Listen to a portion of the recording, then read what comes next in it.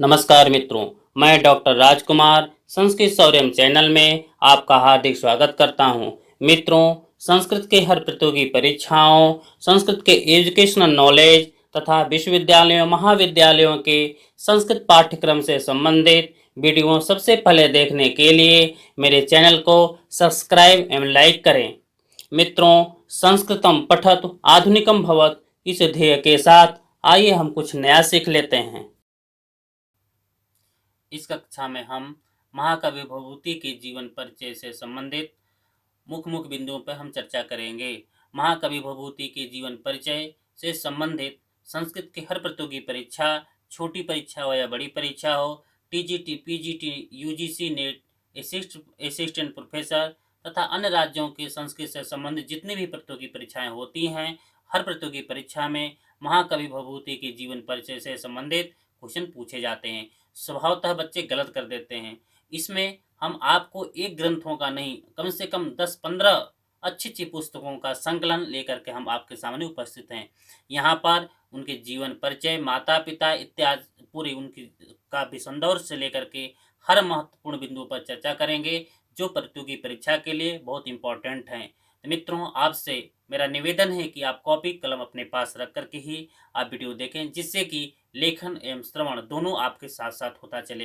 क्योंकि श्रवण यदि आप लेखन करते हैं तो आपके चित्तवृत्ति में एक बार संस्कार बन जाता है। यदि आपके अंदर संस्कार बन जाता है, जिस प्रकार से आप मूवी देखते हैं, मूवी का आपके ऊपर चित्तवृत्ति पर एक संस्कार बन जाता है, जिससे कि आपकी स्टोरी हमेशा याद रहती है। उसी प्रकार यदि आप इस वीडियो का यदि किसी प्रतियोगी परीक्षा के लिए तैयारी करते हैं, तो यदि आप ऑनलाइन क्लास के रूप में जुड़े हैं तो आप अपने पास कॉपी कलम रख करके ही जुड़ें, जिससे कि आप लेखन कार्य करते चलें। यदि श्रवण और लेखन साथ साथ करते चलते हैं तो फिर आपको कभी कोई प्रतियोगी परीक्षा से आप असफल नहीं होंगे। हमेशा सफलता आपकी जो होती है, सफलता आपके पैर को चूमेगी। आप हमेशा सफलता आपके आगे आगे चलेगी। आप हमेशा एक अच्छे मार्ग को प्रशस्त करेंगे। आपके फिर असफलता आपके पीछे कभी नहीं होगी। आप हमेशा सफल होते चलेंगे।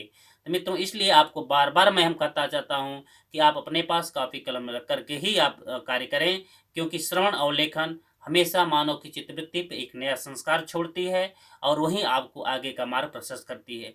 अधिक समय कभी न गवाते हुए चलिए हम आप अपने वीडियो पे आते हैं हम लोग। यदि मित्रों पहली बार मेरे चैनल पे यदि आप आए हैं तो मेरे चैनल को सब्सक्राइब एवं लाइक कर लें, जिससे कि मेरे द्वारा बनाए अन्य वीडियो भी आपको प्राप्त हो सके। क्योंकि जो कंप्यूटर है या यूट्यूब है, ये पूरा की पूरा एल्गोरिथम पे काम करता है। एल्गोरिथम का सबसे बड़ा तात्पर्य होता है कि आप किसी चैनल को एक बार सब्सक्राइब लाइक करते हैं तो आगे का जितने भी वीडियो होती हैं, जितने वो क्रमशः आपको यथासख्यम अनुदेश समानम सूत्र के अनुसार धीरे धीरे संख्या के अनुसार वो आपको आगे प्राप्त होती चली जाएगी। आप सभी वीडियो एक बार क्रम से देख लेंगे।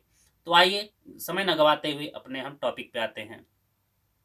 तो महाकवि भभूति का जीवन परिचय पर यदि हम एक एक बिंदुओं को लेकर के चर्चा करेंगे। महाकवि बाणभट्ट का समय 602 से 648 ईस्वी माना जाता है, जो उनके आश्रयदाता राजा हर्षवर्धन का राज्यकाल है।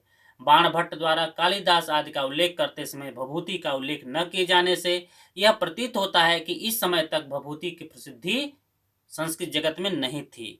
ये तो ही 800 ईसा पूर्व में आचार्य वामन द्वारा भभूति के उत्तरामचरितम में इयम गेहे लक्ष्मी इत्यादि श्लोक किसमें, हाँ, वामन द्वारा आचार्य वामन 800 ईस्वी में आचार्य वामन भभूति के उत्तरांचरतम इयम गेहे लक्ष्मी इत्यादि श्लोक को उद्धृत करना यह प्रमाणित करता है कि वामन के समय भभूति पर्याप्त प्रसिद्धि पा चुके थे।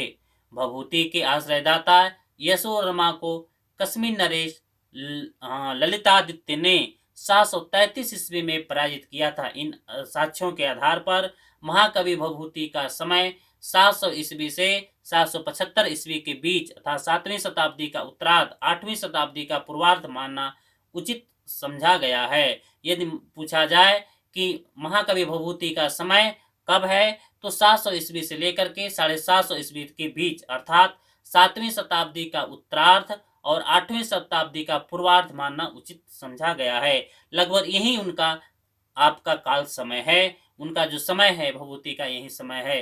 तो पूरे बाणभट्ट के समय से आप लेकर के चलेंगे और तो कालिदास के समय तक लेकर चलेंगे तो पूरा के पूरा यदि आपको एक सार, क्योंकि महाकवि भभूति के जीवन परिचय पे उनका जो जन्म काल है, इस समय काल को लेकर के बहुत विवाद है। इसलिए हम यहाँ पर आपको हम पूरा बाणभट्ट से लेकर के पूरे कवियों का बीच का जो संकलन भी समय है, सबका निर्धारण करके हम आपको बता रहे हैं, क्योंकि किसी प्रतियोगी परीक्षा में आप गलत होने की संभावना न रहे।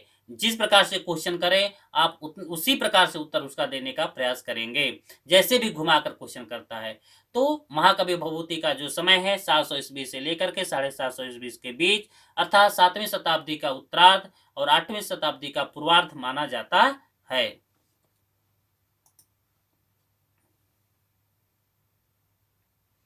महाकवि भभूति के पितामह का नाम भट्ट गोपाल, पिता का नाम नीलकंठ, माता का नाम जतुकर्णी थी। भभूति के नाम के विषय में विद्वानों में मतभेद है। कुछ विद्वान उनका मूल नाम भभूति तो कुछ श्रीकंठ स्वीकार करते हैं।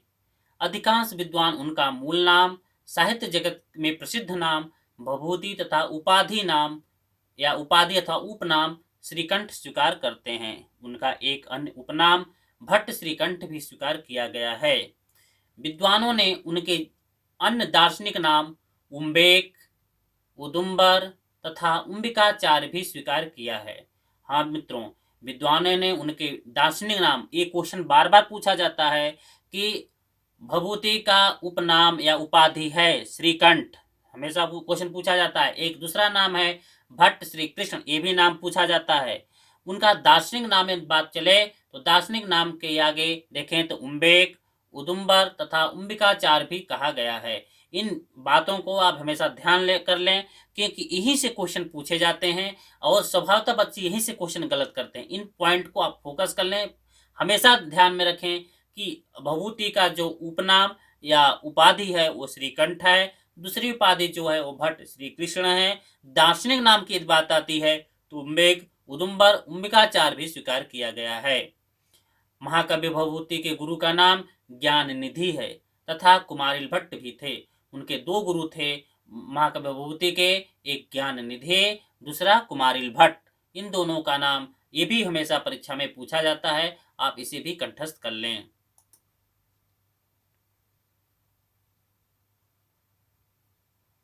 भभूति ने स्वयं को पदवाक्य प्रमाणज्ञ, वस्यवाक, परिणत प्रज्ञ तथा शिखरणी कवि के रूप में उल्लेखित किया है। शिखरणी कवि के रूप में उल्लेखित किया है। भभूति काश्यप गोत्री थे। भभूति किस गोत्र के थे? काश्यप गोत्री थे तथा उनके पूर्वज कृष्ण यजुर्वेद की तैतरीय शाखा को पढ़ने वाले ब्राह्मण थे। उनके पूर्वज जितने भी थे वह कृष्ण यजुर्वेद की तैतरीय शाखा के पढ़ने वाले ब्राह्मण थे। अस्ति खल्लु तत्र भवान काश्यपः श्रीकंठ पंदलांछन पदवाक्य प्रमाणज्ञो भभूति नाम जतुकर्णी पुत्रः। इस प्रकार उत्तरामचरितम में उनका परिचय प्राप्त होता है। वो स्वयं कुछ न कुछ अपने जीवन से संबंधित परिचय अपने उत्तरामचरितम में लिखे हैं। भभूति का जन्म स्थान दक्षिण भारत में पद्मपुर में अस्ति दक्षिणापथे पद्मपुरम नाम नगरम। इस प्रकार से उन्होंने अपने जीवन के बारे में कुछ न कुछ प्रमाण दिए हैं। इस प्रकार से उनका जीवन दक्षिण भारत में पद्मपुर में माना जाता है।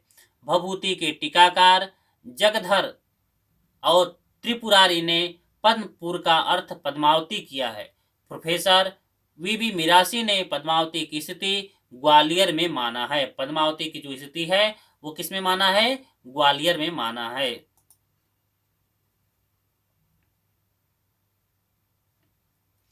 भभूति के जन्म स्थान के निकट गोदावरी नदी प्रवाहित होती है। जो भभूति का जन्म स्थान के निकट गोदावरी नदी का प्रवाहित होती है। क्वेश्चन पूछा जाता है कि महाकवि भभूति के जन्म स्थान के निकट किस नदी का प्रवाह चलता है या किस नदी का तट है? तो गोदावरी नदी का तट है। कल्हण की राजतरंगिणी के अनुसार भभूति कान्य कुंज नरेश यशोवर्मा के आश्रयदाता थे। किसके अनुसार? कल्हण की राजतरंगिणी के अनुसार भभूति कान्य कुंज नरेश यशोवर्मा के आश्रयदाता थे। भोज प्रबंध के अनुसार भभूति राजा भोज के सभा विद्वान थे। महाकवि भभूति की 3 रचनाएं प्राप्त होती हैं। महाकवि भभूति की 3 प्रमुख रचनाएं हैं। कौन कौन? मालती माधवम, महावीर चरितम तथा उत्तराम चरितम प्राप्त होती हैं। महाकवि भभूति की 3 रचनाएं हैं। मालती माधवम, महावीर चरितम तथा उत्तराम चरितम, ये 3 उनकी रचनाएं प्राप्त होती हैं। ये तीनों रचनाएं कवि भभूति की नाटक के रूप में प्रख्यात हैं। महाकवि भभूति मुख्य रूप से गौणी रीत का प्रयोग करते हैं। हाँ, महाकवि भभूति किस रीत का प्रयोग करते हैं? गौणी रीति का प्रयोग करते हैं। किंतु उत्तराचरितम में उन्होंने वैदर्भी प्रयुक्त किया है, वैदर्भी रीति का प्रयोग किया है। किंतु अधिकतर भभूति गौणी रीत के कवि हैं, किंतु उत्तराचरितम में उन्होंने वैदर्भी रीति का प्रयोग किया है। भभूति का प्रिय रस करुण है। भभूति का प्रिय रस करुण है, जिसके वर्णन के विषय में साहित्य जगत में अनेक प्रशस्तियां भी प्रचलित हैं। उनकी तीनों ही रचनाओं में ओज गुण का अधिक प्रयोग दिखा है। भभूति के जो तीनों रचनाएं नाटक हैं, उसमें ओज गुण का अधिक प्रयोग है। विदूषक का सर्वथा अभाव है। महाकवि भभूति के तीनों नाटक में विदूषक का अभाव है, कोई विदूषक का प्रयोग नहीं किया गया है। किसके? महाकवि भभूति के नाटकों में। उनके नाटकों के में मुख्य रूप से अभिधावृत्ति है। ये भी क्वेश्चन पूछा जाता है कि मित्रों, किसके नाटक में अभिधावृत्ति का प्रयोग किया गया है? महाकवि भभूति के नाटकों में अभिधावृत्ति का प्रयोग किया गया है। किस कवि के तीनों नाटकों में विदूषक का प्रयोग नहीं है? महाकवि भभूति के तीनों नाटकों में विदूषक का अभाव है, किसी विदूषक का प्रयोग नहीं किया गया है। तीनों ही नाटकों का मंचन काल प्रियनाथ के मंदिर के प्रांगण में होने से भभूति के शिव उपासक होने की पुष्टि होती है। महाकवि भभूति की तीनों नाटकों का मंचन काल प्रियनाथ के मंदिर प्रांगण में होने से भभूति के शिव उपासक होने की पुष्टि होती है। महाकवि भभूति के प्रिय छंद अनुष्टुप और शिखरणी हैं। यह भी मित्रों क्वेश्चन किया जाता है कि महाकवि भभूति किस छंद के प्रिय कवि हैं?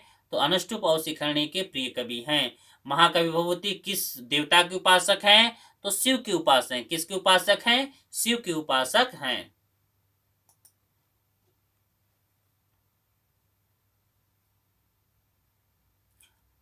आचार्य छेमन ने भभूति के शिखरणी की प्रशंसा में उसे निर्गलित तरंगिणी कहा है। भवभूते शिखरणी निर्गलित तरंगिणी रुचिरा घन संदर्भे या मयूरी व नित्यति। महाकवि कालिदास संस्कृत कविता कामनी के विलास हैं और महाकवि भभूति कविता वनिता की विभूति हैं। और महाकवि भभूति कविता वनिता की विभूति हैं। हाँ, महाकवि कालिदास संस्कृत कविता कामनी के विलास हैं और महाकवि भभूति कविता वनिता की विभूति हैं। महाकवि भभूति प्रौढ़ पांडित्य पूर्ण काव्य मार्ग के लिए विख्यात हैं। महाकवि भभूति का प्रौढ़ पांडित्य पूर्ण काव्य मार्ग के लिए विख्यात हैं। विदूषक रहित नाटक। महाकवि भभूति के तीनों नाटक विदूषक रहित नाटक हैं। मालती माधव, महावीर चरितम, उत्तराम चरितम। एक मुद्रा शूद्र का एक मुद्रा राक्षस है, ये भी आप देखेंगे तो विदूषक रहित नाटक है। मित्रों, क्वेश्चन पूछता है कि किस किस नाटक में विदूषक का प्रयोग नहीं किया है? तो 3 नाटक तो आपको महाकवि भभूति के तीनों नाटक मालती माधव, महावीर चरितम और उत्तराम चरितम प्राप्त होता है। एक पूछा जाता है मित्रों, मालती माधव एक प्रकरण है, क्या है? किस विधा का है? प्रकरण विधा का है। हमेशा क्वेश्चन मालती माधव एक प्रकरण विधा है। इसमें 10 अंक 25 छंदों का इसमें प्रयोग किया गया है। गुण माधुर्य गुण और रस श्रृंगार है। मालती माधव एक प्रकरण है। कैसा विधा? किस विधा का है? प्रकरण विधा का है। कितने अंक हैं? 10 अंक हैं। कितने छंदों का प्रयोग किया गया? 25 छंदों का प्रयोग किया गया है। कौन सा गुण? माधुर्य गुण। कौन सा रस प्रधान है? श्रृंगार रस प्रधान है। महाकवि भभूति की जो दूसरी रचना है महावीर चरितम, यह नाटक विधा में आता है। किस विधा में आता है? नाटक विधा में। मालती माधव प्रकरण विधा में आता है। महावीर चरितम में कुल 7 अंक हैं। कुल कितने अंक हैं? 7 अंक हैं। कितने छंदों का प्रयोग किया गया? 19 छंदों का प्रयोग किया गया है। कौन सी गुण प्रधान है? ओज गुण प्रधान है। रस क्या प्रधान है? अंगिरस क्या है? बीरस अंगिरस है। महावीर चरितम का जो प्रधान अंगिरस है वो बीरस है। महा महाकवि भवभूति का जो तीसरा नाटक है वह उत्तर रामचरितम नाटक है। इसमें कुल 7 अंक हैं, 19 छंदों का प्रयोग है, रस करुण रस की प्रधानता है, गुण प्रसाद है, क्योंकि यहाँ सुख दुख की बात चल रही है, इसलिए यहाँ पे प्रसाद गुण की प्रधानता है। उत्तर रामचरितम 7 अंक कवि की काव्य प्रतिभा का अलौकिक कल्पना है। उत्तर रामचरितम सप्तम अंक कवि की काव्य प्रतिभा का अलौकिक कल्पना किया गया है। उत्तर रामचरितम में महाकवि भवभूति ने सप्तम अंक में कवि की प्रतिभा का अलौकिक कल्पना है। कवि ने गर्भांक की योजना कर नाटक जगत में एक नई विधा का सृष्टि कर दिया। गर्भांक की योजना करने वाला एक मौलिक रचना जो गर्भांक है, कवि ने गर्भांक की योजना कर नाटक जगत में, ऐसा भी नाटक में कभी नहीं हुआ था, नाटक जगत में एक नई विधा की सृष्टि करने वाले कवि का नाम यदि है तो वो महाकवि भवभूति हैं। महाकवि भवभूति विषय प्रशस्तियों की यदि बात करें हम तो प्रशस्तियां हैं स्पष्ट और यहाँ से प्रशस्तियों से मित्रों क्वेश्चन हमेशा पूछा जाता है कि यह प्रशस्ति किसका है, इसके वक्ता कौन है, इसके वक्ता कौन है, इस किससे संबंधित है, किसके बारे में कही जा रही है, इस प्रकार से इसमें प्रश्न पूछे जाते हैं। हम उसी पे आपसे चर्चा करेंगे। तो स्पष्ट भाव रसा चित्रै पदन्यासे प्रवर्तिता नाटकेषु नट स्त्री व भारती भवभूति नाम। किसकी युक्ति है? धनपाल की। किसकी युक्ति है? धनपाल की युक्ति है। किससे संबंधित है? भवभूति से संबंधित है। दूसरी है भवभूते शिखरणी निर्गलित तरंगिणी रुचिराघन संदर्भे या मयूरी व नित्यते। किसकी युक्ति है? क्षेमेंद्र की युक्ति है। किससे संबंधित है? भवभूति से संबंधित है। तीसरी है उक्ति भवभूते संबंधात भूधर भूरेव भारती भाति। भूधर भूरेव भारती भाति एतत् कृत कारुण्ये किमन्यथा रोदिति ग्रीवा। किसका कथन है? गोवर्धनाचार्य का कथन है। किसका कथन है? गोवर्धनाचार्य का कथन है। किससे संबंधित है? भवभूति से संबंधित है। अगली उक्ति है प्रशस्ति सुकवि द्वितीयं जाने निखिलेपि महीतले भवभूति सुखश्चायं वाल्मीकि त्रितयो नयो। किसकी युक्ति है? भोज की युक्ति है। किससे संबंधित है? महाकवि भवभूति से संबंधित है। सुकवि द्वितीयं जाने निखिलेपि महीतले भवभूति सुखश्चायं वाल्मीकि त्रितयो नयो। इस प्रकार की युक्तियां महाकवि भवभूति के बारे में अलग अलग विद्वानों ने अपने विचार को अपने सम्मान देते हुए उन्होंने युक्तियां लिखी हैं। अगली उक्ति है महाकवि भवभूति विषयक उत्तर रामचरिते भवभूति विशिष्यते। विक्रमांक की उक्ति है। किसकी उक्ति है? विक्रमांक की उक्ति है।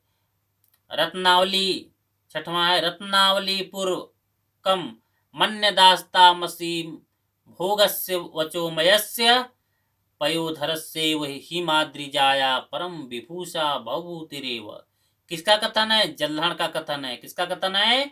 जल्हण का। किससे संबंधित है? भवभूति से संबंधित है। अगली 7वीं युक्ति है भवभूति मनादृत्य निर्वाणमती नामया मुरारी पद चिंताया मितमाधीयते मनः। किसकी युक्ति है? जल्हण की युक्ति है। किससे संबंधित है? भवभूति से संबंधित है। 8वीं युक्ति है मान्यो जगत्यां भवभूतिरायं सारस्वते वर्तमनि सार्थवाः वाचं पदा काव्येव यश दृष्ट्वा जनक कवीनामनुपृष्ठमेति।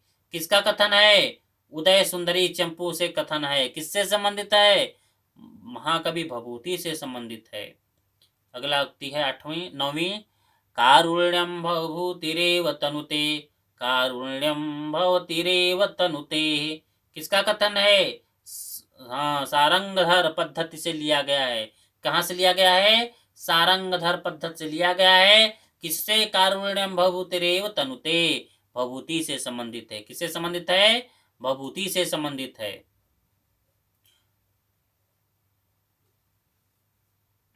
भभूति से संबंधित 10वीं जो प्रशस्ति है, बभूव वाल्मीक भव पुरा कवि ततः प्रपेदे भुवि भर्तुमे मेण्ठताम् स्थितः पुनर्यो भवभूतिरेकया सा वर्तते सम्प्रति राजशेखरः।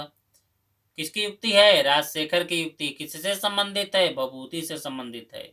11वीं युक्ति है, तथाप्यन्तमोदम कमपि भवभूति वितनुते। किसकी कहाँ से युक्ति ली गई है? सदुक्ति करणामृत से ली गई है। 12वीं युक्ति है, भवभूतेर विच्छिद्दिव्य विविचार मूचो गिरा गुंफा विधिनापि दुर्निर्वारम तेषाम खलु भाव भूतत्वम। किसकी युक्ति है? विश्वेश्वर पांडे की युक्ति है। किसकी युक्ति है? विश्वेश्वर पांडे के। किससे संबंधित है? भभूति से संबंधित है। भवभूते कवीन्द्रस्य वाणी कामदुघा मता ब्रह्मानंद सहोदर्या या तनोति मुदम सदा।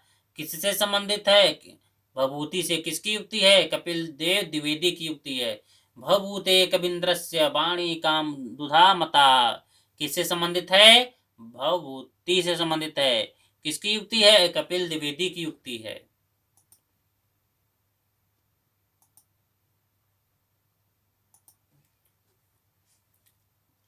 महाकवि भभूति से अगली युक्ति है, भवभूति नाम कवि निसर्ग सहोदयन भरतेषु वर्तमान। किस कहाँ से ली गई है? मालती माधव से ली गई है। 15वीं है, सांबा पुनात भवभूति पवित्र मूर्ति। किसकी युक्ति है? भवभूति की युक्ति है। अगली है, तपस्वीं काम गतो वस्थामिति स्मेरा ननाव्युम गिरिजायास्तनौ वंदे भवभूति सीतातनौ। किसकी युक्ति है? भवभूति की युक्ति है। जडा नाम चैतन्यम भवभूतेरभुदगिराः। किसकी युक्ति है? अज्ञात। इसकी कोई युक्ति नहीं है, किंतु भवभूति से संबंधित है। भव्याम यदि विभूतिं तात कामयेषु तदा भवभूति पदे चित्तम अविलंबम निवेशयः। किसकी युक्ति है? अज्ञात युक्ति है। और किससे संबंधित है? भवभूति से संबंधित है। 19वां युक्ति है, कवयः कालिदासाद्य भवभूतिर्महाकवि तरवः परिजाताद्या स्नुहि वृक्षो महातरु। किसकी युक्ति है? सारंगधर पद्धति से लिया गया है। किससे संबंधित है? भवभूति से संबंधित है। सांगरधर पद्धति से लिया गया है। इस प्रकार से मित्रों, हम आपको यहाँ पर भभूति के जीवन परिचय, समान जीवन परिचय पर हमने चर्चा कर लिया। महाकवि भभूति की प्रशस्तियों पर भी हमने चर्चा कर लिया। इससे कम से कम कोई भी प्रतियोगी परीक्षा हो, हर प्रतियोगी परीक्षा में इससे क्वेश्चन पूछा जाएगा। मित्रों, आप इसको कंठस्थ कर लें, याद कर लें, जिससे कि आपको परीक्षा में गलती न हो। धन्यवाद।